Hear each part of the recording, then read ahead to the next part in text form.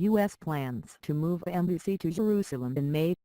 Washington. CNN. The Trump administration will move its U.S. embassy in Israel from Tel Aviv to Jerusalem in May, the State Department announced Friday, coinciding with Israel's 70th anniversary.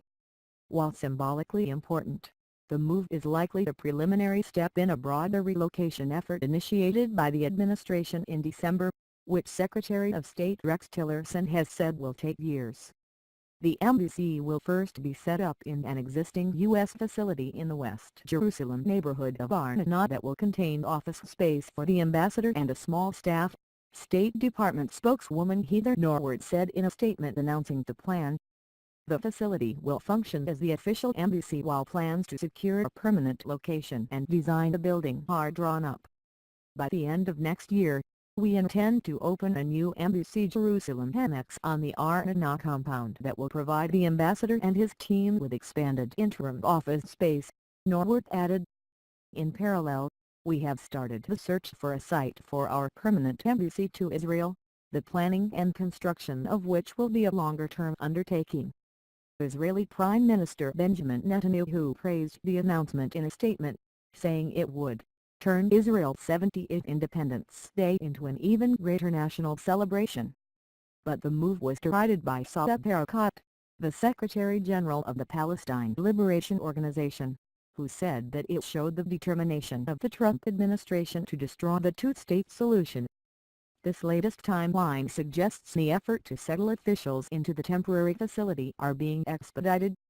In December, shortly after President Donald Trump announced the U.S. would recognize Jerusalem as the capital of Israel, Tillerson told reporters the process would likely take more than a year. As part of the process, he said, the State Department needed to acquire the site, make construction and building plans, ensure necessary authorizations and then build the embassy itself. The State Department then decided to retrofit an existing U.S. consular facility in Ar Nof for use ahead of the permanent embassy's construction. That building sits near the Green Line, the de facto border of Israel before the 1967 war. But the timing of the move caused tensions between Secretary of State Rex Tillerson and U.S. Ambassador David Friedman, CNN reported last month.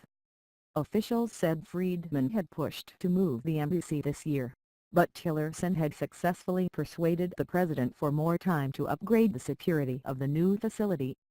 What you'll see from the secretary is that we will do this at the pace of security, not at the pace of politics, Undersecretary for Public Diplomacy Steve Goldstein said at the time. Goldstein told CNN on Friday that Secretary of State Rex Tillerson signed off on a security plan Thursday for moving the embassy, clearing the final hurdle for the symbolic move. Tillerson told reporters on Friday that he is fairly confident the agency would be prepared for an opening in May. Asked specifically about whether the security infrastructure would be adequate in that time frame, he said, simply, "We'll be fine." Earlier on Friday, the Associated Press reported that the administration was considering a contribution from Republican donor Sheldon Adelson to help fund the new embassy.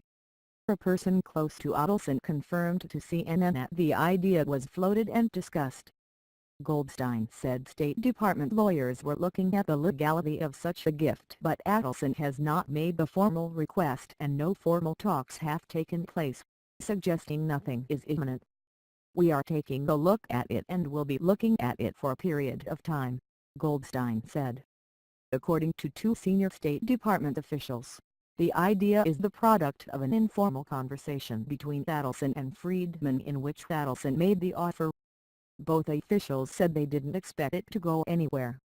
The decision to move the embassy was widely condemned by the international community over concerns the action would undermine the prospects for a peace deal between Israelis and Palestinians.